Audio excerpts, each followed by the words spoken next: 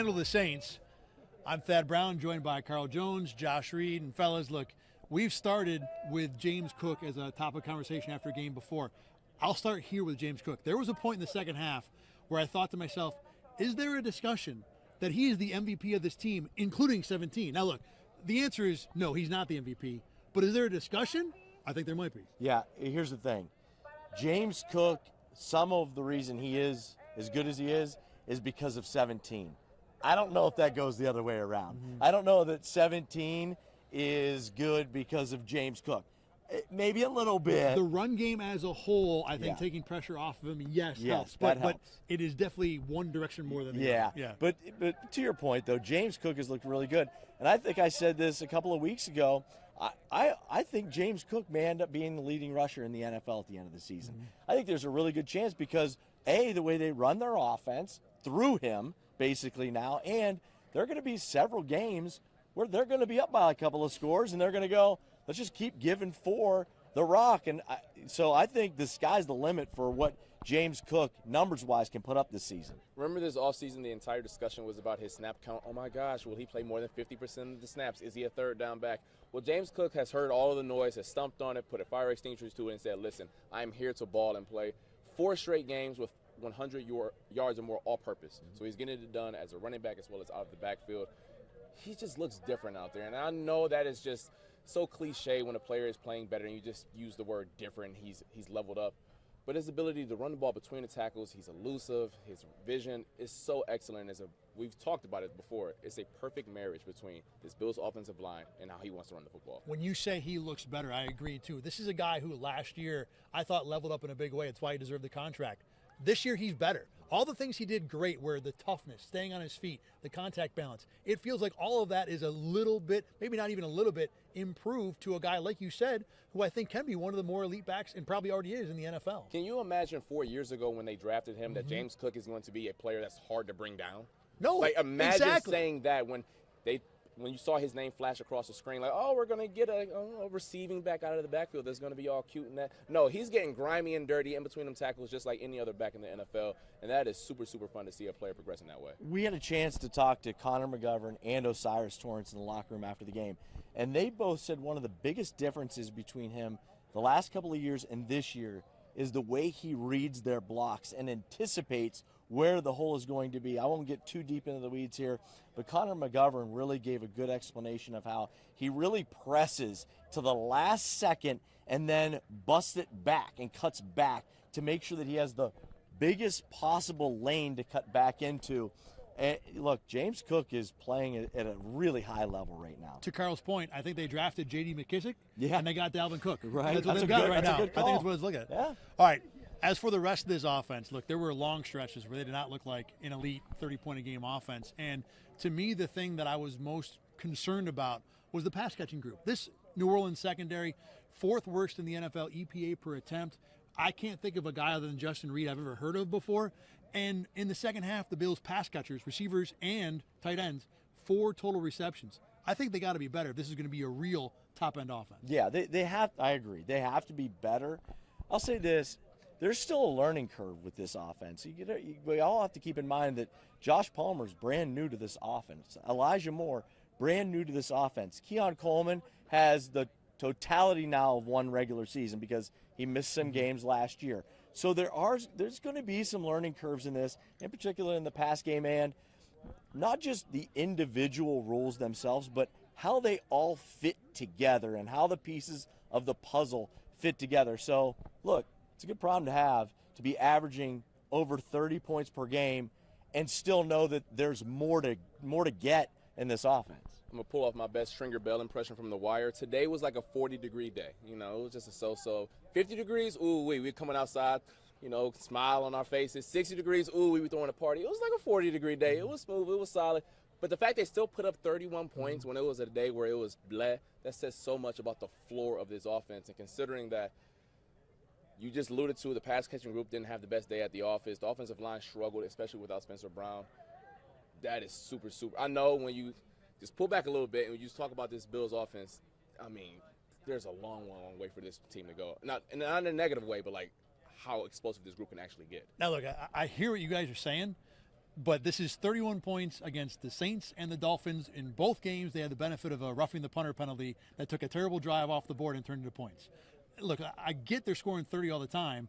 I don't know if that means that this is an offense that's just going to roll through everybody. Unfortunately, we're going to have this conversation all year long because they have no tests all season. But this is kind of where we're going to be at for a while. Well, I think that's going to be the issue with the Bills' schedule, like you just alluded to. How many teams are going to really give them that opportunity to really press them? Because if you're a Bills offense, how often it's kind of hard to put your foot to the gas pedal. There we go. I was struggling with that analogy, but I got it there. I could see it go. I was like, he's getting there.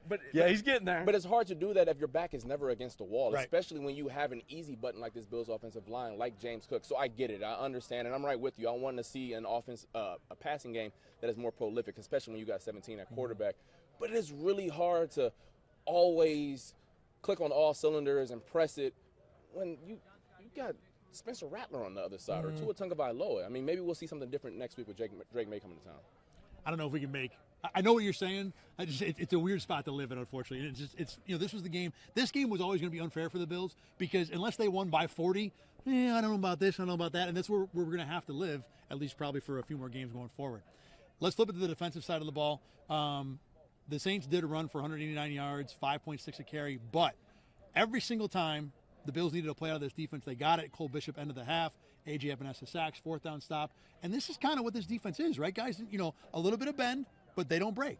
Yeah, I was really impressed with the interception by Cole Bishop. I mean, it almost reminded me the athleticism on that play of something that we've seen in the past with Micah Hyde. Look, I'm not saying all of a sudden he just became number 23 back there, but just the way he was able to leap and kind of pirouette a little bit and one-handed.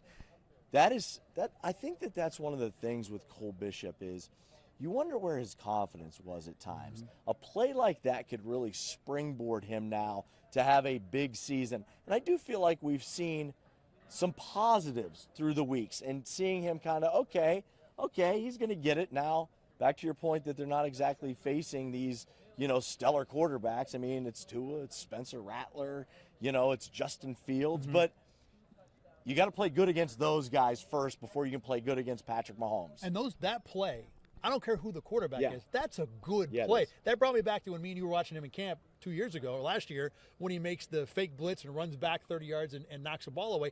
That, to me, was a perfect Cole Bishop play. I need to see more plays like that because I'm going to have the same energy you had towards the Bills offense that I'm going to have right now towards the Bills defense. I need to see more of that because when I think about this Bills defense against the upper echelon teams in the National Football League, you need dudes on this side of the ball because guess what?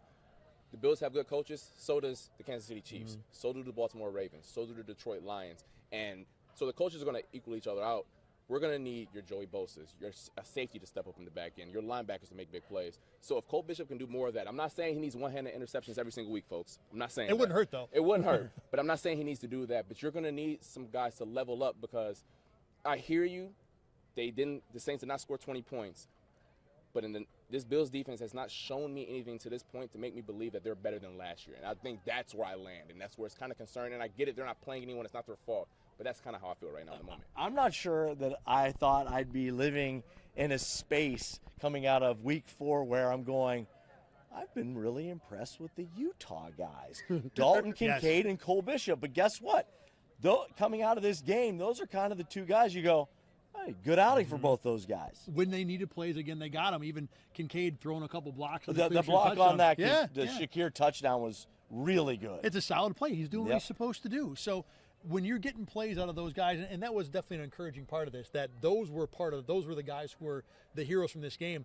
Going back to the energy, offensive and defensive, I think you have more of a right to have that energy with the defense because in the playoffs, that's been the unit that's let this team down. I can have I don't know about the offense, but the offense has been scoring 30 when it's mattered. The defense has been giving up 30. That's been the problem at the end. The Bills' passing game needs to be better. I'm not trying to just lay away those concerns, but defensively, it doesn't look any different September, whatever day we are, than it did in last year's playoffs, and that's where I want to see some improvements. I get it. Max Harrison is on the way soon. They got some guys coming off suspension. They're without Matt Milano and Ed Oliver. But the National Football League, guys are going to get hurt all the time. They're going to be guys in and out of the lineup. I just want to see a game against one of those teams where you're like, yeah, that Bills defense is for real. Are you surprised that they weren't maybe a little more aggressive with Spencer Rattler? Maybe bringing the house a couple more times where they go, hey, you know what?